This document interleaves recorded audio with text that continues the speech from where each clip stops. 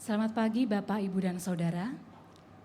Kasih setia Tuhan yang menyertai kita kemarin, kasih setia Tuhan juga yang menyertai kita hari ini untuk datang ke hadapannya. Kasih yang tidak pernah berubah. Setiamu Tuhanku mengharu hatiku, setiap pagi bertambah jelas. Biarlah nyanyian ini mempersiapkan hati dan pikiran kita untuk beribadah kepadanya.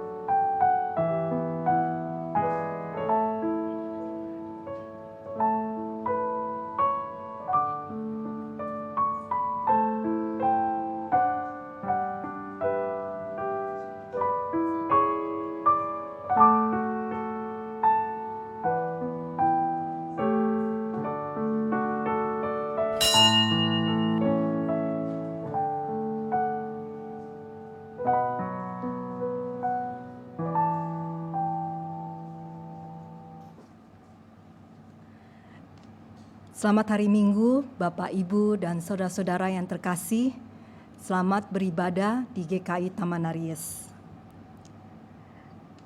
Minggu ini adalah Minggu Prapaskah kedua dengan tema ibadah Jalan serta Yesus. Firman Tuhan akan dilayankan oleh Pendeta Rumenta Santiani Manurung dari GKI Gria Merpati Mas. Warta seputar kegiatan gereja dapat kita simak dalam video berikut ini. Teruslah berkarya, Tuhan sudah buka jalan. Bapak Ibu Jemaat GKI Taman Aries, mari kita ikuti rangkaian Masa Raya Paskah 2024 GKI Taman Aries. Rabu Abu pada 14 Februari 2024 pukul 7.30 malam. Minggu Prapaskah dimulai dari 18 Februari hingga 24 Maret 2024 dalam 3 kali kebaktian pukul 7.30 pagi, pukul 10 pagi, dan pukul 5 sore. Kamis Putih pada 28 Maret 2024 pukul 7.30 malam. Jumat Agung 29 Maret 2024 dalam 2 kali kebaktian pukul 7.30 pagi dan pukul 5 sore.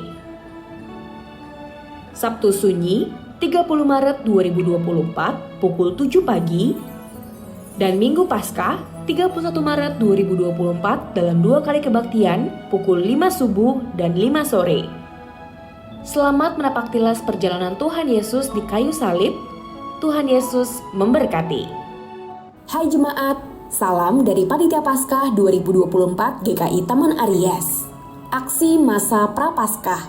Masa Prapaskah dirayakan gereja sebagai masa pertobatan. Di masa inilah kita sebagai umat melakukan latihan atau disiplin rohani untuk membiasakan diri dalam perilaku pertobatan, agar kita semakin bertumbuh dalam kehendak Allah. Pada tahun ini, panitia mengajak kita semua melakukan disiplin Prapaskah dengan melakukan aksi Easter Dinner. Dalam aksi ini, kita diundang untuk mengumpulkan uang receh, uang koin, dan uang kecil lainnya selama 40 hari masa Prapaskah. Kita bisa kumpulkan uang receh setiap harinya di rumah masing-masing, dan setiap hari Minggu selama Minggu Prapaskah, kita kumpulkan uang receh tersebut ke gereja. Aksi ini mengajak kita dalam laku pertobatan untuk menghargai hal-hal yang receh. Banyak hal receh yang sudah Tuhan karuniakan, tetapi kadang manusia meremehkannya karena terlalu receh. Padahal, dari sanalah Tuhan membuka jalan untuk kita berkarya. Uang receh yang dikumpulkan ini akan digunakan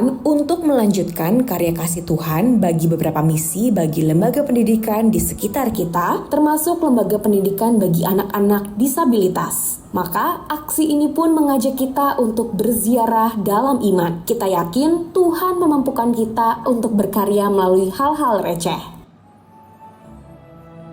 Mari Bapak Ibu, Oma Opa, kita bersekutu di dalam rindu, riang dalam usia indah, yang akan diadakan pada hari Jumat 1 Maret 2024 pukul 10 pagi melalui Zoom dan YouTube. Ditunggu ya. Shalom Bapak, Ibu, dan Saudara. Mari kita saling menguatkan melalui sapaan doa pada hari Sabtu 2 Maret 2024 pukul 7 pagi. Kita akan kembali melanjutkan kisah kehidupan Yunus dengan tema Yunus dan Pohon Jarak. Sapaan doa dapat diikuti secara onsite di gedung gereja maupun melalui YouTube. Mari bergabung bersama, Tuhan memberkati. Shalom umat yang terkasih. Dalam rangka pengembangan kehidupan gerejawi, Majelis Jemaat GKI Taman Aries sedang menyusun daftar khusus keanggotaan atau yang disebut dengan DKH. Penyusunan daftar ini adalah bentuk pelayanan penggembalaan gereja bagi anggota jemaatnya, sebab pada prinsipnya mereka yang ada di dalam daftar tersebut tetap tercatat sebagai bagian dari anggota Jemaat GKI Taman Aries. Melalui DKH, gereja dapat menyusun bentuk pelayanan khusus bagi mereka yang terdaftar di dalamnya. DKH adalah daftar yang disusun untuk mendata anggota-anggota jemaat yang sudah lama tidak begereja di GKI Taman Aries oleh karena berbagai faktor, mulai dari pindah domisili hingga menetap di luar kota dan luar negeri, DKH jenis 1, mereka yang berpindah keyakinan, DKH jenis 2, mereka yang berpindah ke gereja lain tanpa melalui proses akreditasi, DKH jenis 3, atau mereka yang merupakan anggota baptis anak yang mengikuti orang tuanya tidak begereja lagi di sini, DKH jenis 4. Proses penyusunan sudah dimulai sejak tahun 2022. Setelah berproses kurang lebih selama 2 tahun, ada beberapa nama yang perlu kami wartakan untuk mengajak anggota jemaat berpartisipasi untuk memberikan informasi terkait nama-nama yang belum bisa majelis jemaat hubungi. Informasi selengkapnya dapat dilihat dalam warta digital GKI Taman Aries. Terima kasih. Demikian warta lisan hari ini. Keterangan selengkapnya dapat dilihat di warta jemaat. Mari kita siapkan hati untuk beribadah.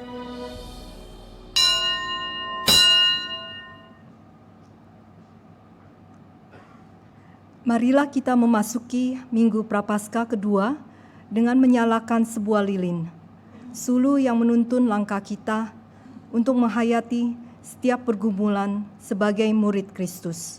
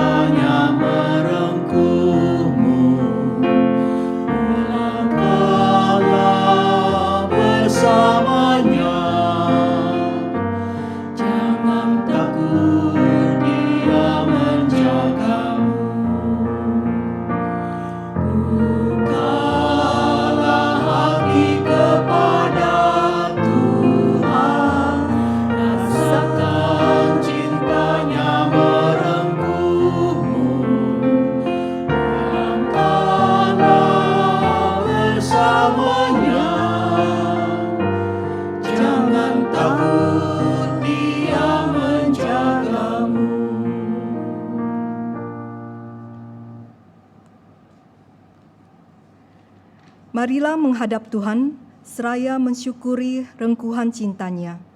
Ia yang memampukan kita untuk setia berjalan serta Yesus, Sang Mesias, harapan dunia.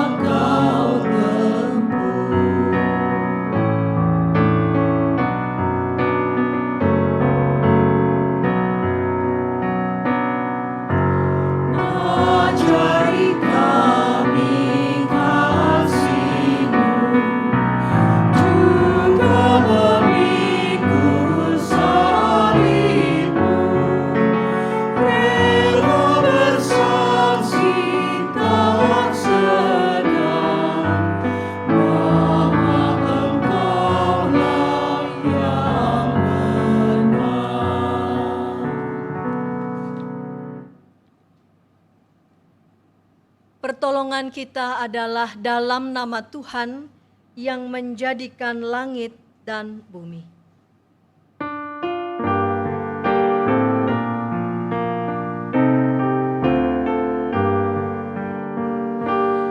Amin, amin, amin. Tuhan beserta saudara. Dan beserta saudara juga.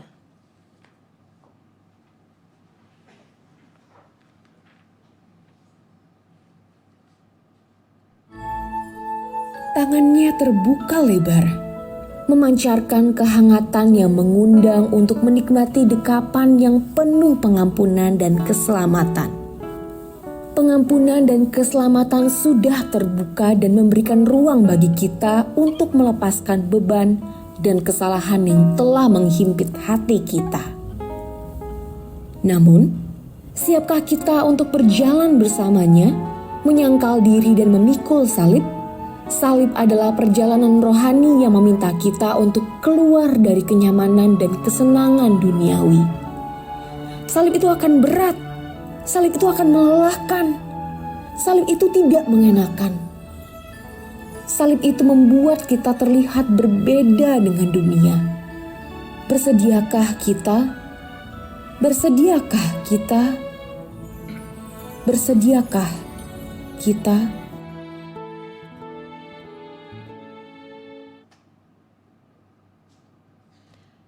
Umat yang terkasih, apa harapan kita ketika menjadi pengikut Yesus? Mungkin kita membayangkan jalan hidup menjadi mudah. Kita lepas dari pergumulan dan hidup dalam kegembiraan. Namun, realitasnya tidaklah demikian. Menjadi pengikut Yesus artinya bersedia berjalan besertanya. Berjalan di jalan penderitaan, terjal, dan bebatuan. Dalam jalan itulah kita dipanggil untuk menyangkal diri dan memikul salib, melepaskan keangkuhan diri dan mengikut kehendak Tuhan. Dengan segala konsekuensi ini, bersediakah kita untuk tetap jalan serta Yesus? Mari kita merenungkannya.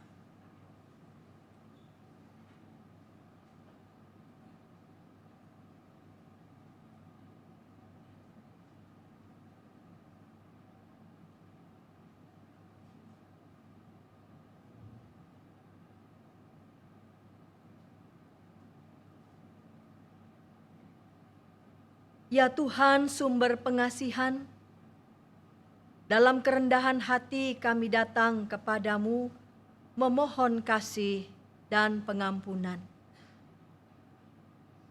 Kami mengakui diri sebagai pengikut-Mu, tetapi kerap kali kami tidak berjalan di jalan-Mu.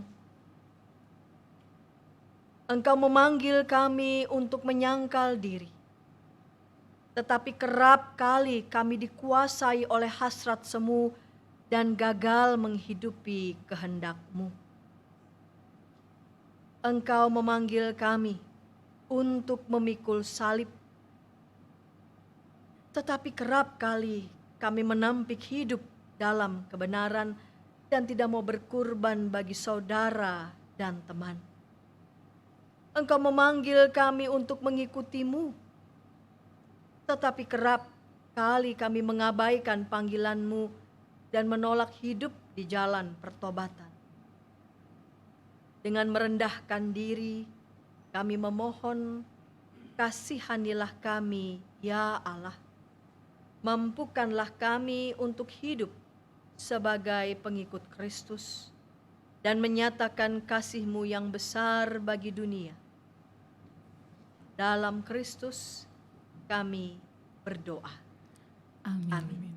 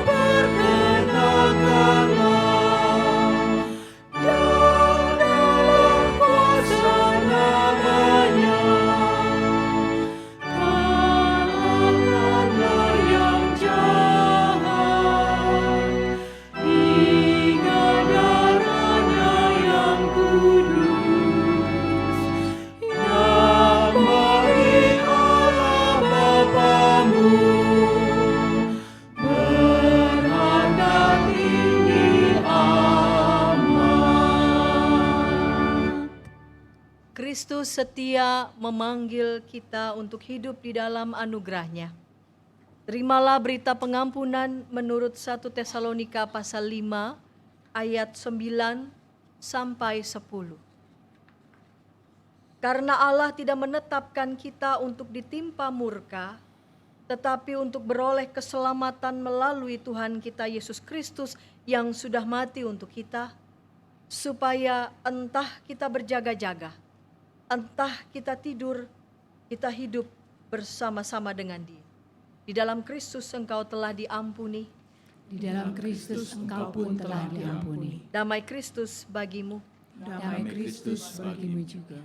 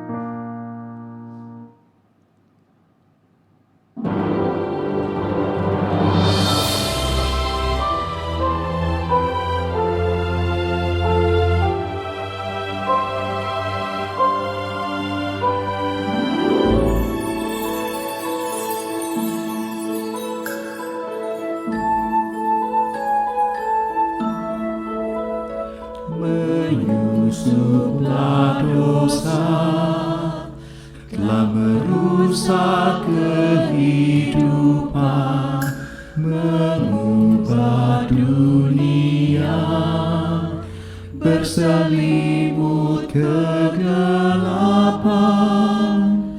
Manusia fana diraih dan dipulihkan, hidup di dalam terang oleh kasih Yesus Tuhan.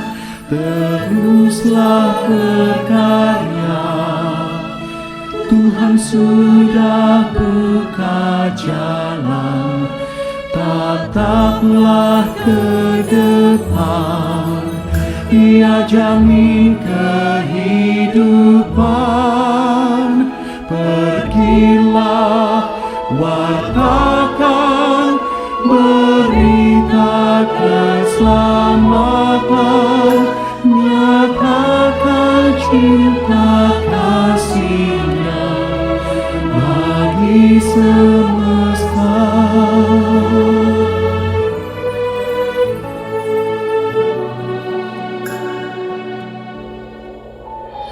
Di salib Golgota, tempat Yesus menderita, namun bagi kita itulah bukti cintanya. Saat penuh tanya, bimbang dan ragu menerpa, tetaplah kau percaya, anugerah-Nya selalu nyata. Teruslah berkarya, Tuhan sudah buka jalan, tataplah ke depan, Ia jamin kehidupan. Pergilah, wartakan berita keselamatan, nyatakan cinta kasih-Nya bagi semesta.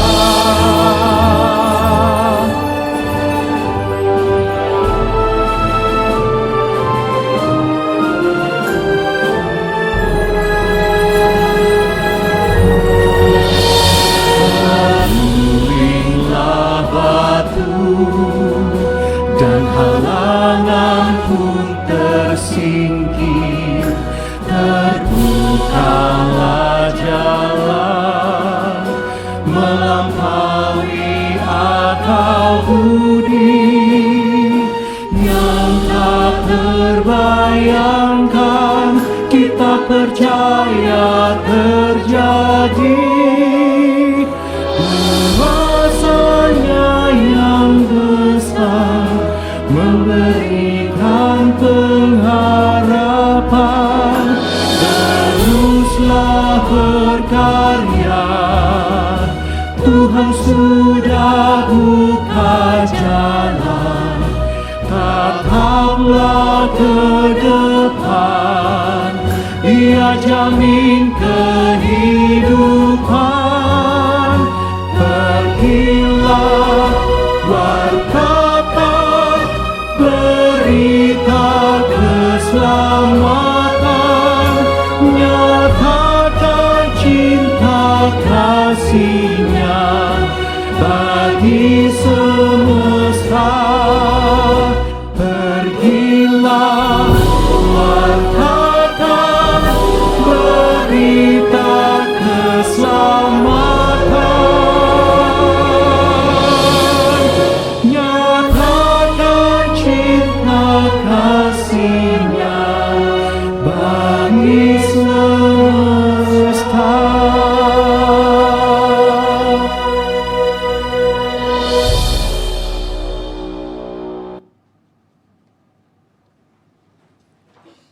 Mari kita berdoa. Bapa kami yang di surga, kami bersama mau mendengarkan firman-Mu. Roh-Mu yang kudus berkenan bimbing pimpin kami agar kami dituntun dalam pengertian yang benar akan firman-Mu. Dan kami juga mau dipimpin untuk belajar melakukan firman Tuhan dalam hidup kami. Berfirmanlah, kami sedia mendengarkan. Di dalam Bapa, Putra, dan Roh Kudus kami berdoa. Amin. Bacaan pertama menurut kitab Kejadian 17 ayat 1 sampai 7, lalu ayat 15 dan 16.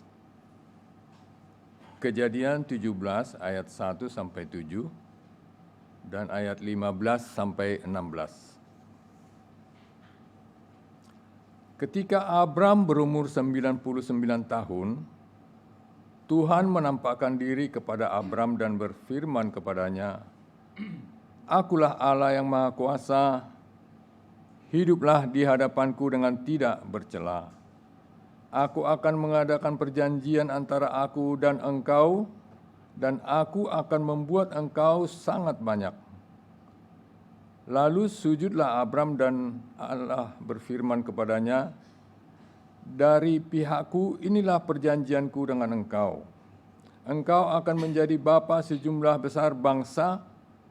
Namamu bukan lagi Abram, melainkan Abraham, karena engkau telah kutetapkan menjadi bapa sejumlah besar bangsa. Aku akan membuat engkau beranak cucu sangat banyak, dan membuat engkau menjadi bangsa-bangsa, serta darimulah raja-raja berasal. Aku akan menetapkan perjanjian antara aku dan engkau serta keturunanmu turun-temurun menjadi perjanjian yang kekal, supaya aku menjadi Allahmu dan Allah keturunanmu." Ayat 15. Allah kemudian berfirman kepada Abraham tentang Sarai, istrimu, "Jangan lagi engkau menyebut dia Sarai, sekarang namanya Sarah. Aku akan memberkati dia, dan dari dia juga aku akan memberikan kepadamu seorang anak laki-laki. Aku akan memberkatinya sehingga ia menjadi ibu bangsa-bangsa. Para raja bangsa-bangsa berasal dari dia." Demikianlah sabda Tuhan. Syukur kepada Allah.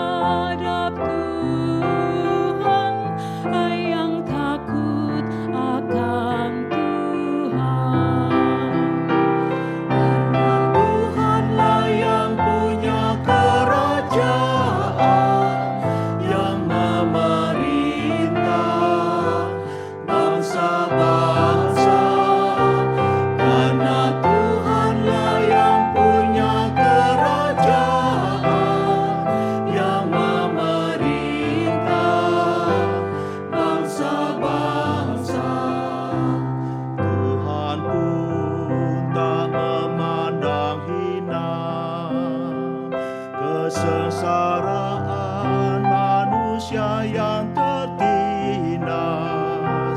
Ia tidak sembunyikan wajah bagi orang yang hina dan tertindas.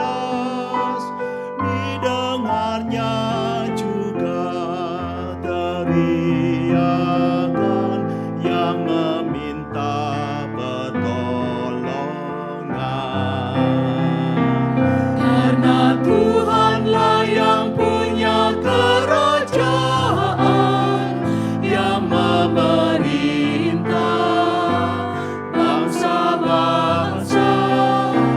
Karena Tuhanlah yang punya kerajaan, yang memerintah bangsa-bangsa. Nazarku kan ku bayar semua di depan orang yang takut akan Tuhan. Ku memuji Tuhan dengan senang, kan ku puji dalam jemaah yang besar. Ujung-ujung bumi mengingatnya dan berbalik kepadanya.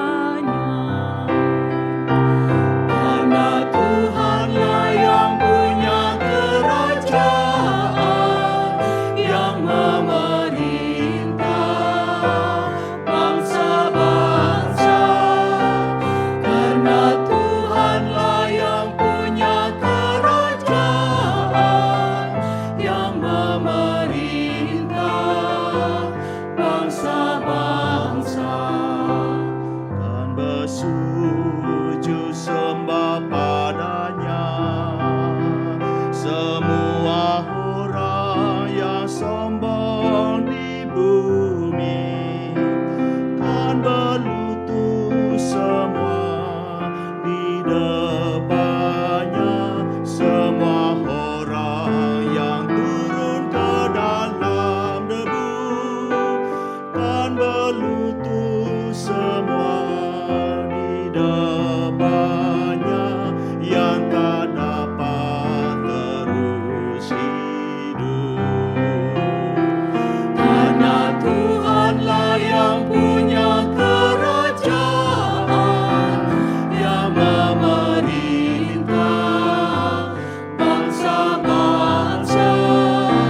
Karena Tuhanlah yang punya kerajaan, yang memerintah bangsa-bangsa.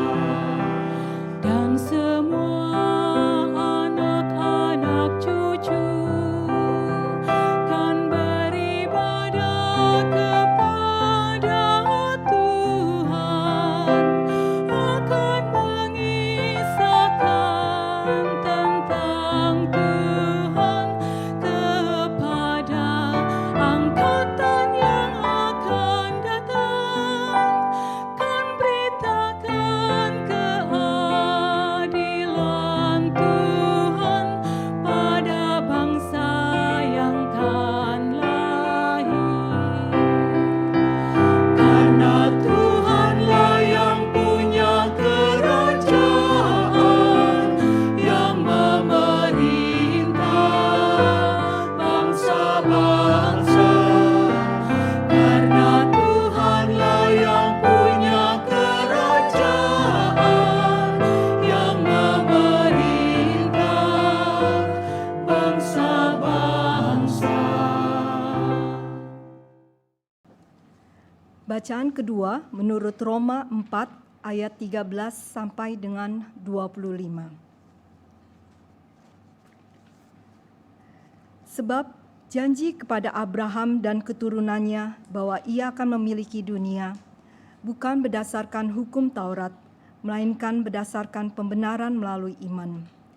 Sebab jika mereka yang hidup dari hukum Taurat akan mewarisi dunia, sia-sialah iman dan batalah janji itu. Sebab hukum Taurat membangkitkan murka, tetapi Di mana tidak ada hukum Taurat, di situ juga tidak ada pelanggaran. Karena itu, janji tersebut berdasarkan iman supaya sesuai dengan anugerah, sehingga janji itu berlaku bagi semua keturunan Abraham, bukan hanya mereka yang hidup dari hukum Taurat, tetapi juga bagi mereka yang hidup dari iman Abraham. Sebab Abraham adalah bapa kita semua. Seperti tertulis, "Engkau telah kutetapkan menjadi bapa banyak bangsa," di hadapan Allah yang kepadanya ia percaya, yaitu Allah yang menghidupkan orang mati dan menjadikan dengan firman-Nya apa yang tidak ada menjadi ada. Sebab sekalipun tidak ada dasar untuk berharap, Abraham berharap juga dan percaya bahwa ia akan menjadi bapa banyak bangsa, menurut yang telah difirmankan, "Demikianlah banyaknya nanti keturunanmu." Imannya tidak menjadi lemah, walaupun ia menyadari bahwa tubuhnya sudah seperti mati, karena ia sudah berusia kira-kira 100 tahun, dan bahwa rahim Sarah telah mati. Namun terhadap janji Allah, ia tidak bimbang karena ketidakpercayaannya. Malah ia diperkuat dalam imannya dan ia memuliakan Allah, serta berkeyakinan penuh bahwa Allah berkuasa untuk melaksanakan apa yang telah ia janjikan. Itulah sebabnya hal itu diperhitungkan kepadanya sebagai kebenaran. Kata-kata, hal itu diperhitungkan kepadanya, tidak ditulis untuk Abraham saja, tetapi ditulis juga untuk kita. Sebab kepada kita pun Allah memperhitungkannya, karena kita percaya kepada Dia yang telah membangkitkan Yesus Tuhan kita dari antara orang mati, yaitu Yesus yang telah diserahkan karena pelanggaran-pelanggaran kita dan dibangkitkan untuk pembenaran kita. Demikianlah sabda Tuhan. Syukur kepada Allah. Dengarkanlah Injil Tuhan Yesus Kristus menurut Injil Markus pasal 8 ayat 31 sampai 38. Injil Markus pasal 8 ayat 31 sampai 38. Yesus mulai mengajarkan kepada mereka bahwa anak manusia harus menanggung banyak penderitaan dan ditolak oleh tua-tua, imam-imam kepala dan ahli-ahli Taurat, lalu dibunuh dan bangkit sesudah 3 hari. Hal ini dikatakannya dengan terus terang. Petrus menarik Yesus ke samping dan mulai menegur dia. Lalu berpalinglah Yesus dan sambil memandang murid-muridnya, ia menegur Petrus dengan keras, "Enyahlah iblis, sebab engkau bukan memikirkan apa yang dipikirkan Allah, melainkan apa yang dipikirkan manusia." Lalu Yesus memanggil orang banyak dan murid-muridnya dan berkata kepada mereka, "Jika seseorang mau menjadi pengikutku, ia harus menyangkal dirinya, memikul salibnya, dan mengikut aku. Karena siapa saja yang mau menyelamatkan nyawanya, ia akan kehilangan nyawanya. Tetapi siapa saja yang kehilangan nyawanya karena aku dan karena Injil, ia akan menyelamatkannya. Apa gunanya seseorang memperoleh seluruh dunia, tetapi ia kehilangan nyawanya? Apakah yang dapat diberikannya sebagai ganti nyawanya? Sebab siapa saja yang malu karena aku dan karena perkataanku di tengah-tengah orang-orang yang tidak setia dan berdosa ini, Anak Manusia pun akan malu karena orang itu apabila ia datang dalam kemuliaan Bapanya bersama dengan malaikat-malaikat kudus." Demikianlah Injil Yesus Kristus menurut Injil Markus. Yang berbahagia adalah setiap kita mau mendengarkan firman Allah dan yang memeliharanya. Hosana.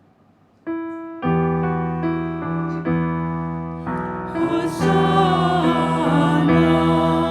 Hosana, Hosana.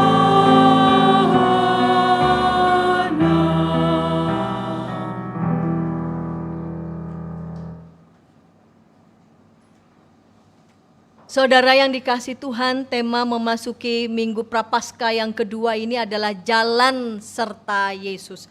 Dari tema ini saudara-saudara pasti mengingat ada satu lagu yang biasa dinyanyikan oleh anak-anak sekolah minggu. Bukan cuma anak sekolah minggu, tapi juga dinyanyikan oleh banyak kalangan usia. Dan kita menyanyikannya dengan ceria, dengan gembira. Jalan serta Yesus. Kita nyanyikan ya, Jalan serta Yesus. Ada pianis di sebelah kiri saya. Kita berdiri ya, kita berdiri. Setiap kata jalan kita tukar arah. Jalan serta Yesus, jalan sertanya setiap hari. Jalan serta Yesus, serta Yesus.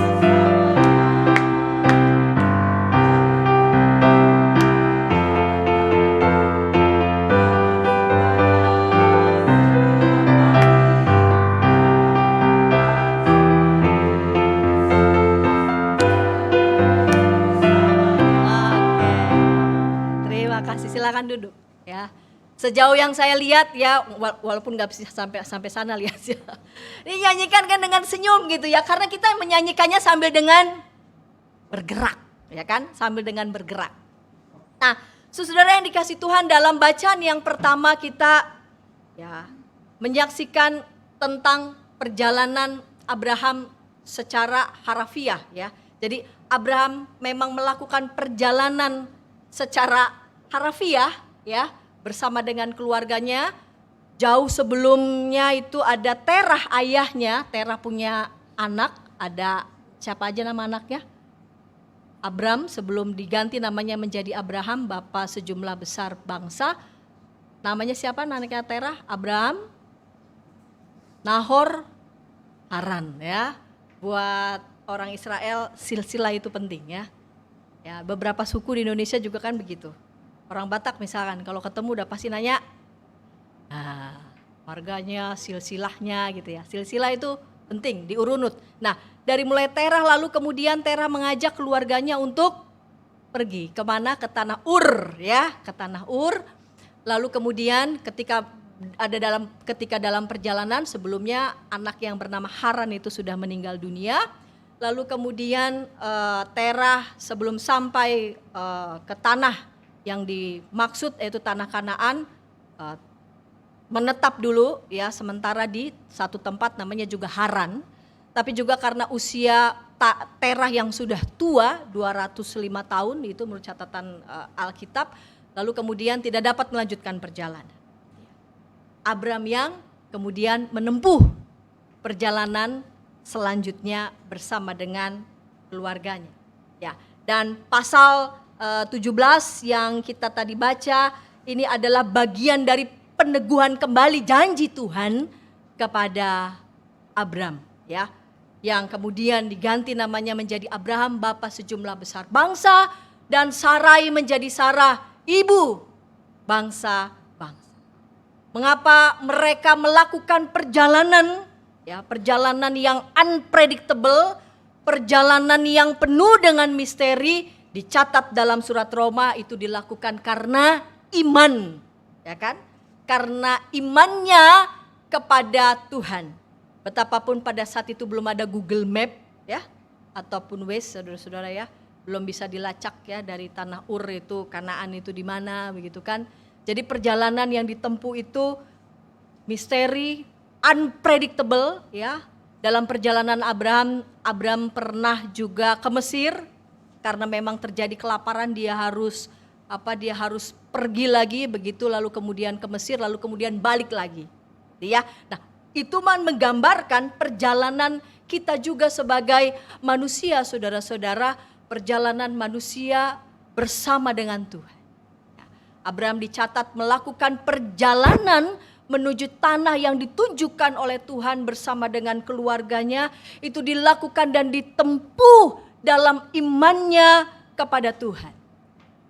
Mereka mempercayakan diri mereka, perjalanan mereka yang sedemikian jauh, yang unpredictable ya, yang juga misteri. Tapi karena Abraham mempercayakan perjalanan itu kepada Tuhan, Mereka percaya dalam perjalanan itu mereka tetap aman dalam genggaman Tuhan. Jalan bersama dengan Tuhan, jalan beserta dengan Yesus, ya mirip-mirip juga kan perjalanan seperti Abraham. Kita juga dengan iman, kita menyatakan komitmen kita mau tetap jalan beserta dengan Tuhan. Tapi juga kita tahu bahwa jalan bersama dengan Tuhan, jalan serta Yesus tidak selalu seperti yang tadi kita nyanyikan dengan penuh senyum, mereka, merah merona ya, sambil ceria ya, jalan bersama dengan Tuhan. Ketika jalannya penuh dengan suka, tapi bagaimana jika perjalanan yang itu penuh dengan duka? Bukan cuma dalam duka, tapi juga dengan perih, dengan kepenatan, dengan tetesan air mata. Karena kita juga tidak dapat mengingkari bahwa komitmen kita ketika kita mengatakan jalan bersama dengan Kristus, perjalanan yang kita tempuh selalu dapat kita prediksi. Enggak juga. Salah satu warga jemaat ya, dari jemaat yang lain begitu. Temannya bercerita, pendetanya yang bercerita, ayah dan ibu ini punya anak bungsu, baru lulus, berupaya cari kerja sana sini, ditolak sana sini, akhirnya lalu kemudian dapatlah kerjaan. Betapa sebagai orang tua sangat senang, terlebih anaknya juga sangat senang, karena bisa membuktikan saya ingin bisa bekerja, ingin membahagiakan orang tua. Di hari pertama bekerja, anak ini bekerja dengan ceria ya. Dan dalam perjalanan pulang sempat menelpon ayah ibunya, ya pulang bawa makanan. Karena punya niat untuk belikan makanan ayah ibunya. Tapi tidak ada yang tahu perjalanan hidup seorang, saudara-saudara, dalam perjalanan ketika ia berkendara motor ditabrak dan langsung meninggal di tempat. Itu salah satu perjalanan anak manusia yang tadi saya katakan unpredictable. Sebagai orang tua, menjaga, mengasuh, membesarkan, berharap anaknya bisa meraih cita-cita yang diharapkan, bisa menggapai umur yang panjang, mungkin juga bisa berumah tangga. Tapi perjalanan hidup lagi-lagi unpredictable. Gimana bisa berangkat, orang tuanya sudah mendoakan, lalu kemudian menunggu anaknya pulang, anaknya juga berpikir begitu. Namun justru kabar selanjutnya yang mereka dengar adalah anak mereka meninggal dunia. Jadi persis makanan yang udah yang dibeli itu ya masih ada di motor yang memang disiapkan untuk dibawa pulang. Kita bisa merasakan betapa perihnya, apalagi orang tua bisa mengerti ya, perihnya, hancurnya, patah hatinya mereka. Itu salah satu contoh dari begitu banyak contoh. Perjalanan anak manusia pun mau tetap jalan serta Tuhan, tapi ya ada juga jalan-jalan yang gak terprediksi. Harus juga bisa menyiapkan hati dengan segala macam lika-liku, naik turunnya. Dan dalam perjalanan bersama dengan Tuhan bisa saja langkah kita gontai, lunglai. Semula langkahnya cepat, namun karena beberapa hal yang kita pikir gak pas di hati kita, tempo langkah kita menjadi melambat. Spirit kita mungkin mulai meredup dan mulai kita melihat bayang-bayang kabut. Saya masih mau ikut atau berhenti? Mungkin sampai di sini. Saudara, perjalanan kita sebagai anak Tuhan, jalan serta Tuhan, jalan serta Yesus, memang begitu dinamikanya. Kita juga kadang-kadang bertanya, apa sih jalan pikiran Tuhan? Apa sih rancangan Tuhan? Ketika berhadapan dengan realitas yang unpredictable, yang membuat kita tuh bisa keluh, diem. Ya. Nggak tahu mau ngomong apa. Selain mungkin kita bisa mengatakan pada keluarga kita, pada teman kita, kerabat kita percaya Tuhan menyatakan janjinya. Dan kadang-kadang juga kita belum tahu persis itu apa. Tapi kita tetap berkomitmen jalan bersama dengan Tuhan di dalam iman. Karena dalam iman kita tahu siapa yang menggenggam kita, sehingga kita tetap boleh merasakan keamanan, rasa aman yang sejati. Dalam pergulatan jalan serta Yesus dipenuhi dengan kadang-kadang juga tanya apa yang Tuhan maksud, apa yang ingin Tuhan nyatakan. Ini juga dialami oleh Petrus, saudara-saudara. Yang menarik dalam bacaan Injil Markus pasal 8 ayat 29 sampai 30, ketika dengan gagahnya Petrus mengatakan bahwa Yesus adalah Mesias. Ketika Yesus bertanya pada murid-muridnya, menurutmu siapakah aku ini? Ada yang mengatakan aku adalah Yohanes Pembaptis, ada yang mengatakan aku adalah Elia. Tapi menurutmu siapakah aku ini? Petrus mengatakan engkau adalah Mesias. Lalu Yesus memperingatkan mereka supaya jangan bilang siapa-siapa. Jangan bilang siapa-siapa. Namun dalam bacaan selanjutnya saudara-saudara kita menemukan agak ambigu begitu. Ketika Yesus di ayat sebelumnya mengatakan jangan bilang siapa-siapa. Lalu Yesus mulai mengajarkan kepada mereka bahwa anak manusia harus menanggung banyak penderitaan dan ditolak oleh tua-tua, imam-imam kepala dan ahli-ahli Taurat, lalu dibunuh dan bangkit sesudah 3 hari. Sebelumnya Yesus bilang pada Petrus jangan bilang siapa-siapa. Walaupun Petrus mengatakan kau adalah Mesias, itu yang Petrus yakini. Tapi tidak lama Yesus justru mengatakan bahwa anak manusia akan mengalami penolakan bahkan kematian. Petrus menarik Yesus, menegur dia. Yesus lalu kemudian memandang murid-muridnya dan menegur Petrus dengan keras, mengatakan enyahlah iblis. Itu pernyataan yang keras itu. Petrus dikatakan enyahlah iblis. Sebab engkau bukan memikirkan apa yang dipikirkan Allah, melainkan apa yang dipikirkan manusia. Bayangkan saudara-saudara, setelah teguran Yesus ini apa yang dialami oleh Petrus.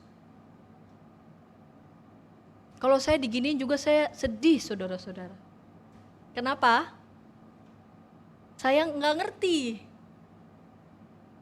Saya bingung. Saya mengatakan kau adalah Mesias, Yesus bilang jangan bilang siapa-siapa. Tapi di lain kesempatan dia mengatakan pada orang banyak anak manusia harus mengalami penolakan dan dibunuh. Lalu Yesus memanggil orang banyak dan murid-murid dan berkata pada mereka, jika seseorang mau menjadi pengikutku, ia harus menyangkal dirinya, memikul salibnya, mengikut aku. Kalau saya jadi Petrus saya tambah bingung. Apalagi ketika saya hidup dalam konteks di mana Petrus hidup sebagai bagian dari rakyat kebanyakan yang pada saat itu mengalami opresi penindasan. Kekaisaran Romawi meminta ketaatan total hanya pada kaisar. Tidak boleh mengatakan tidak. Mereka harus menunjukkan bakti, saking harus menunjukkan bakti, mereka harus bersedia membayar pajak, bahkan pajak yang sangat berat, memberatkan. Mereka harus bersedia juga bekerja, bahkan melakukan kerja paksa. Dan ketika kaisar meminta nyawa mereka, mereka juga harus berikan. Petrus ada dalam realitas seperti itu, saudara-saudara. Dan ketika dia memutuskan untuk mengikut Yesus, dia meninggalkan semuanya. Namun ketika Petrus mendengar bahwa bahwa pengikut Yesus harus menyangkal dirinya, memikul salib dan mengikut aku, terbayang apa yang ia alami, apa yang ia rasakan dalam kehidupan sehari-hari sebagai rakyat kebanyakan yang mengalami opresi. Petrus butuh apa? butuh waktu. Butuh waktu untuk sampai pada sungguh-sungguh mengerti apa yang hendak Yesus katakan, apa yang hendak Yesus sampaikan, apa yang hendak Yesus ajarkan. Petrus tetap mengikuti Tuhan dalam dinamikanya sambil terus merenung, sambil terus berupaya untuk tetap belajar sampai pada pengertian. Bukankah kita juga tidak lebih hebat dari Petrus? Misalkan kita membaca teks ini, emang Petrus begitu ya. Dia bergerak pada pikirannya, enggak bergerak pada pikiran Tuhan. Eits, saya dan saudara-saudara juga jangan-jangan kadang-kadang juga begitu. Yang mau menjadi pengikut Tuhan harus menyangkal diri, pikul salib ikut aku. Harus menyangkal diri. Di tengah dunia yang kayak gini menyangkal diri. Ya. Zaman sekarang ini berkompetisi saudara-saudara. Ya kan? Orang tua berupaya untuk memberikan sekolah yang terbaik. Supaya anaknya mampu untuk berkompetisi. Kadang-kadang juga gereja berkompetisi. Jangan sampai kalau gereja kita nanti nggak ada orangnya. Sepi. Tunggu dulu, di gereja sono bikin apa nih? Kira-kira di gereja kita bisa bikin sesuatu supaya tetap bisa eksis. Bukankah di zaman ini eksistensi itu penting? Ada seorang filsuf bernama Sartre mengatakan yang lebih penting adalah eksistensi. Eksistensi mendahului esensi. Eksistensi aku itu loh. Lebih penting tentang aku. Tentang makna mah belakangan. Yang penting aku. Apalagi media sosial memfasilitasi sarananya. Memfasilitasi sarana karena media sosial tahu psikologi manusia. Ingin diakui.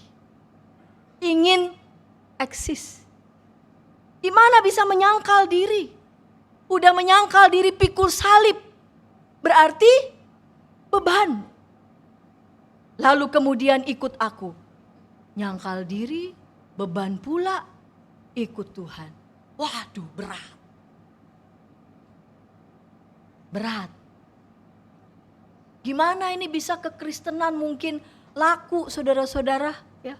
Ikut Tuhan kok jadi nggak ada bedanya. Mengikut Tuhan kok lalu kemudian tidak serta-merta mengubah realitas bahwa dalam hidup kita bisa berhadapan dengan ambigu, paradoks yang tidak terprediksi. Juga bisa misteri. Sempat teologi sukses sempat terkenal ya, tahun 90-an ya, saudara-saudara. Pernah dengar teologi sukses? Ya, anak Tuhan itu pasti sukses, itu maksudnya. Pasti kaya. Kasih perpuluhan 1 juta dapatnya lebih dari itu. Anak Tuhan gak mungkin miskin. Aku anak raja, engkau anak raja, kita semua. Amin. Amin. Berkembanglah teologi sukses di era sekitar tahun 90-an. Enggak mungkin miskin. Kemiskinan, rasa sakit itu jauh. Apa Tuhan tega melihat anak-anak Tuhan itu menderita? Tuhan bersedih saudara-saudara menyaksikan anak-anak Tuhan dalam kesulitan penderitaan. Tapi bukan berarti serta-merta penderitaan dan pengorbanan itu dipandang buruk sama sekali. Makanya kan Yesus bilang pada Petrus, enyahlah iblis yang merasuki pikiranmu, yang sudah mengacaukan pikiranmu. Iblis itu paling pandai mengecoh pikiran orang, pikiran saya dan saudara. Di hadapan iblis jangan coba-coba berdialog ya saudara-saudara. Karena dia bisa mengacaukan kita. Yesus setiap kali berhadapan dengan iblis selalu kasih pagar, nggak pernah buka dialog. Pagarnya tegas, jelas. Enyahlah iblis sebab engkau bukan memikirkan apa yang dipikirkan Allah, melainkan apa yang dipikirkan manusia. Jika penderitaan dan pengorbanan itu dianggap buruk sama sekali, tidak akan mungkin Kristus rela menjalani salib sampai mati. Tapi bukan sembarang penderitaan. Penderitaan yang dimaksud adalah bukan sengaja-sengaja menderita. Ya. Kalau perlu sengsara penderitaannya dibikin jadi drama. Supaya meraup untung. Karena dalam drama penderitaan kita bisa dapat untung. Bukan sembarang derita. Melainkan penderitaan yang Kristus tempuh adalah penderitaan untuk memenangkan kita. Pengorbanan yang Kristus tempuh adalah pengorbanan untuk memenangkan kita. Untuk menebus kita, menebus dosa-dosa manusia. Artinya ia yang adalah maha itu menjadi kecil, mengorbankan dirinya untuk kehidupan kita. Tuhan pro pada kehidupan, bukan pada kehancuran. Tuhan pro pada kebahagiaan, bukan pada penderitaan. Namun penderitaan yang Kristus tempuh adalah pengorbanan untuk kehidupan. Kehidupan kita. Bukankah orang tua juga kan dalam sehari-hari ya, tidak pernah pandang lelah, capek begitu ya. Lelah capek itu adalah konsekuensi. Betapapun anak misalkan diberitahu, kok yo belum paham-paham, tapi terus ya. Bahkan mungkin ada satu anak yang dipikirnya, aduh ini yang paling berat buat saya. Tapi saya tidak akan pernah putus asa untuk memenangkannya. Dalam doa, dalam ketekunan, dalam kesabaran. Agar melalui itu semua anaknya dapat melihat kasih sayang yang tak terbatas untuk memenangkannya. Agar dia dapat kembali, agar dia dapat merasakan kasih Tuhan. Pengorbanan orang-orang percaya, pengorbanan dalam spirit iman Kristen adalah pengorbanan untuk memenangkan kehidupan. Karena itu saudara-saudara, maka menjadi kehormatan bagi kita untuk memenuhi undangan dan ajakan Tuhan. Jalanlah berserta dengan Yesus. Berjalan beserta dengan Dia. Pun dalam perjalanan itu kita tahu kita bisa saja menempuh tantangan-tantangan, tapi pandang Dia. Dia pun sudah lebih dulu menjalani penderitaan untuk memenangkan kita. Dalam kebangkitannya ayat 31 dan bangkit sesudah 3 hari, ini menjadi harapan kita, pengharapan kita. Bahwa dalam kebangkitan Kristus yang menang itu kita tahu bahwa hidup yang kita jalani, salib yang kita terus pikul bukanlah kesia-sia. Tapi kita pun akan dimenangkan. Dalam kebangkitan Kristus kita pun dimenangkan. Sikap hidup iman Kristen dalam pelayanan gereja GKI Taman Aries berupaya untuk mewartakan kebaikan terus-menerus lewat beragam program, lewat kesaksian pelayanan juga, dan juga di tempat-tempat yang lain. Tidak selalu diterima, bukan berarti sama sekali gak pernah diterima ya. Kita juga harus jujur bahwa ada juga kok yang menerima. Tapi dalam perjalanan pun ada yang menolak. Jangan kecewa, putus asa. Bahkan juga bilang gak jadi deh, gak jadi diterusin. pelayanannya, nggak jadi dia ditempuh. Teruskan. Sebab pun dalam penolakan yang kita terima, kita pandang Tuhan, dia juga pernah ditolak. Tapi dia tidak pernah berhenti dan menyerah untuk memenangkan kita. Selalu ada harapan, ada berkat yang Tuhan berikan pada anak-anaknya yang bersedia dalam ketaatan jalan serta Yesus. Berjalanlah beserta dengan Tuhan kita dalam iman. Dalam genggamannya kita aman. Amin.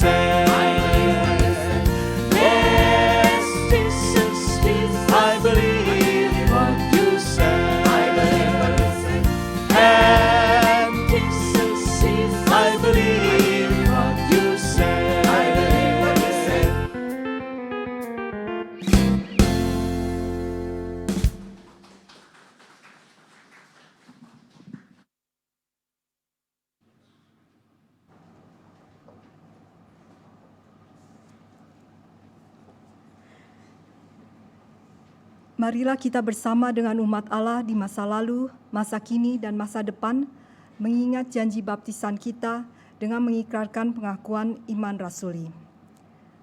Aku percaya kepada Allah, Bapa yang Maha Kuasa, Khalik langit dan bumi, dan kepada Yesus Kristus, Anak yang tunggal Tuhan kita, yang dikandung dari Roh Kudus, lahir dan darah Maria, yang menderita sengsara di bawah pemerintahan Pontius Pilatus, disalibkan, mati dan dikuburkan, turun dalam kerajaan maut. Pada hari yang ketiga, bangkit pula dari antara orang mati, naik ke surga, duduk di sebelah kanan Allah, Bapa yang Maha Kuasa, dan dari sana Ia akan datang untuk menghakimi orang hidup dan yang mati. Aku percaya kepada Roh Kudus, gereja yang kudus dan am, persekutuan orang kudus, pengampunan dosa, kebangkitan orang mati, dan hidup yang kekal. Amin.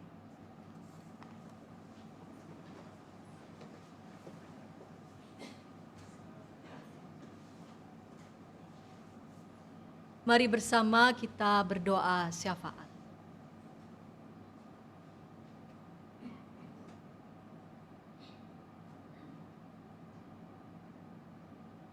Kami mau berjalan terus bersama dengan Tuhan. Kami percaya dalam berjalan bersama dengan Tuhan, Engkau memimpin. Kami beriman bahwa dalam pimpinan dan genggaman Tuhan, kami mendapat keamanan yang sejati, damai yang sejati. Kami sadar ya Bapa, dalam perjalanan hidup beserta dengan Tuhan, tidak selalu kami mengerti rancangan Tuhan. Kami diperhadapkan dengan paradoks, ambigu, bahkan terkadang misteri. Namun kami belajar dari anak-anak Tuhan yang dipersaksikan dalam Alkitab, juga mengalami dinamika yang sama. Namun kesediaan untuk tetap taat dibentuk oleh Tuhan. Kami percaya bahwa perjalanan hidup kami bersama dengan Tuhan tidak akan sia-sia. Tuhan, kami berdoa untuk jemaat yang sedang sakit ataupun juga dalam kondisi pemulihan. Topangan Tuhan, kekuatan yang Tuhan beri, itu membuat saudara-saudara kami dalam kondisi sakit dan dalam proses pemulihan terus boleh merasa dikuatkan dan diteguhkan dalam iman mereka. Engkau urapi makanan minuman yang dimakan, dan kiranya berkenanlah Tuhan memberi kesembuhan. Kami berdoa untuk panitia Masa Raya Paskah 2024 GKI Taman Aries. Berikan kesehatan agar berbagai macam kegiatan yang sudah dirancang boleh menjadi berkat bagi jemaat. Kami berdoa untuk pelayanan GKI Taman Aries melalui Klinik Pratama Karya Kasih. Kiranya itu boleh menjadi berkat, perpanjangan tangan Allah untuk melayani jemaat dan warga sekitar. Kami berterima kasih, bersyukur pasca pemilu berjalan dengan aman. Kami percaya juga keberadaan bangsa kami tetap dalam genggaman tangan Tuhan. Terima kasih Bapa, inilah doa kami. Di dalam Bapa, Putra, dan Roh Kudus kami berdoa. Amin.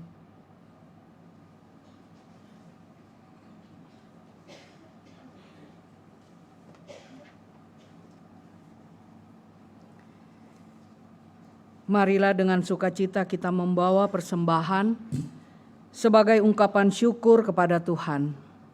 Roma 12 ayat 1 mengingatkan kita, karena itu saudara-saudara, oleh kemurahan Allah, aku menasihatkan kamu, supaya kamu mempersembahkan tubuhmu sebagai persembahan yang hidup, yang kudus, dan yang berkenan kepada Allah. Itulah ibadahmu yang sejati. Kita dapat membawa persembahan syukur kita dengan cara mengirimkan melalui rekening GKI Taman Aries dengan scan kris atau memasukkan amplop persembahan di kantong persembahan yang akan diedarkan selama pelayanan persembahan.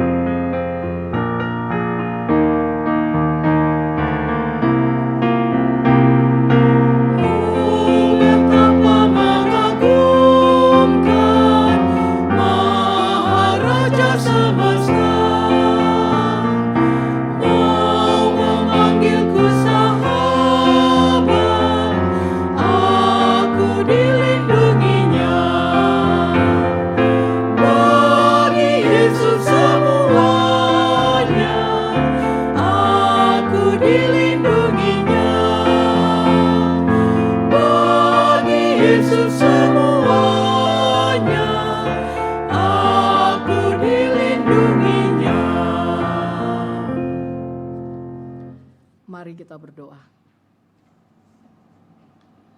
Terpujilah Allah semesta yang senantiasa menganugerahkan kebaikan dalam hidup umat-Nya. Dalam rasa syukur kami menyerahkan persembahan ini kepadamu. Kiranya Engkau berkenan menerimanya dan memberkati gerejamu yang mengelolanya, agar dapat dipakai untuk menyatakan karya-Mu di tengah dunia. Gerakanlah kami untuk mempersembahkan hidup kami sebagai bentuk komitmen berjalan bersama Yesus. Dalam nama Kristus kami naikkan syukur ini. Amin.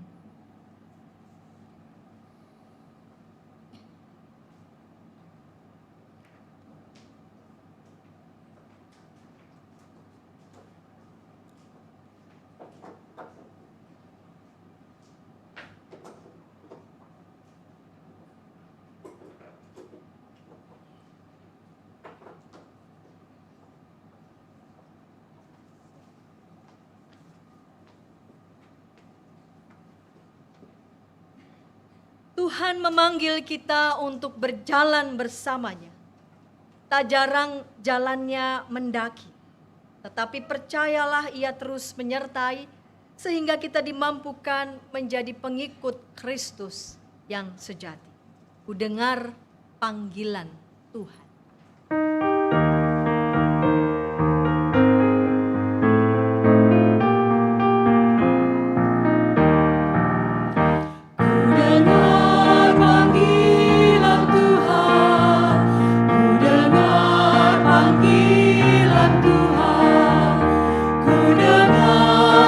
bilang Tuhan, ikut salib, ikutlah aku.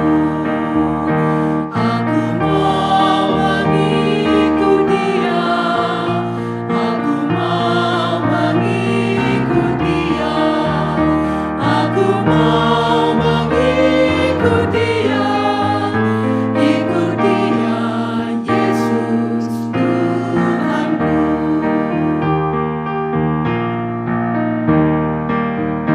Ku mau ikut walau sukar, ku mau ikut walau sukar, ku mau ikut walau sukar, kan ku ikut Dia selamanya. Aku mau mengikut Dia, aku mau mengikut Dia, aku mau mengikut Dia, ikut Dia, Yesus Tuhanku. Meski jalanku mendaki, meski jalanku mendaki, meski jalanku mendaki, kan ku ikut Dia selamanya. Aku mau mengikut Dia, aku mau mengikut Dia, aku mau mengikut Dia, ikut Dia, Yesus Tuhanku. Arahkanlah hatimu kepada Tuhan. Kami mengarahkan hati kami kepada Tuhan. Jadilah saksi Kristus. Syukur kepada Allah, Terpujilah Tuhan. kini dan selamanya. Berkat dari Allah Bapa, Putra, dan Roh Kudus mengiringimu dan mengokohkan tekadmu untuk setia berjalan beserta Yesus dari sekarang sampai selama-lamanya. Hosana. Amin.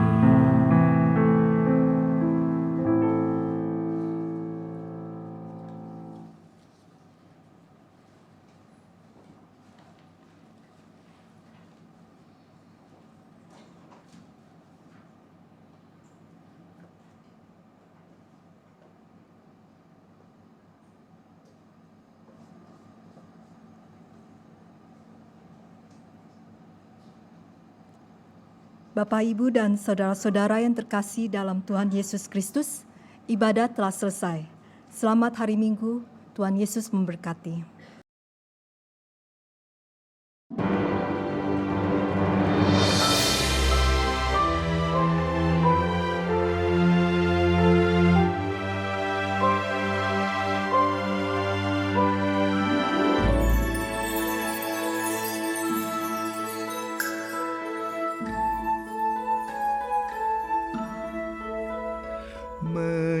Menyusuplah dosa, telah merusak kehidupan, mengubah dunia, berselimut kegelapan. Manusia fana, diraih dan dipulihkan, hidup di dalam terang oleh kasih Yesus Tuhan, terus teruslah berkarya. Tuhan sudah buka jalan, tataplah ke depan. Ia jamin kehidupan.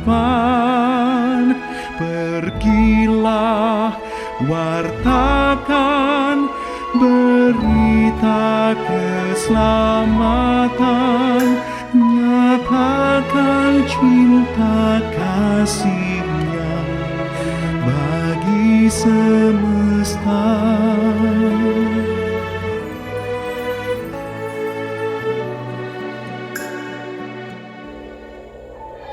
Di salib Golgota, tempat Yesus menderita, namun bagi kita itulah bukti cintanya. Saat penuh tanya, bimbang dan ragu menerpa, tetaplah kau percaya, anugerahnya selalu nyata. Teruslah berkarya, Tuhan sudah buka jalan, tataplah ke depan. Ia jamin kehidupan. Pergilah, wartakan berita keselamatan, nyatakan cinta kasih-Nya bagi semesta.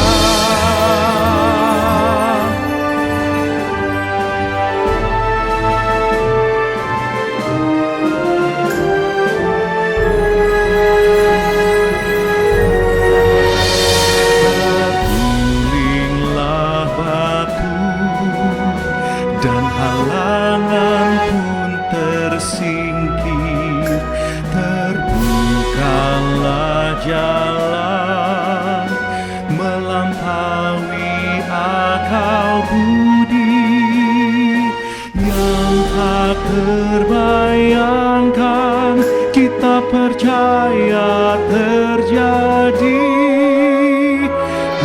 Kuasa-Nya yang besar memberikan pengharapan.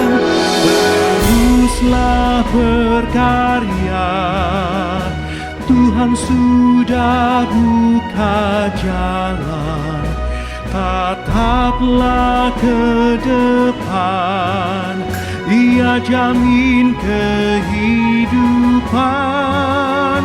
Pergilah, wartakan berita keselamatan, nyatakan cinta kasih-Nya bagi semesta. Pergilah, wartakan berita keselamatan,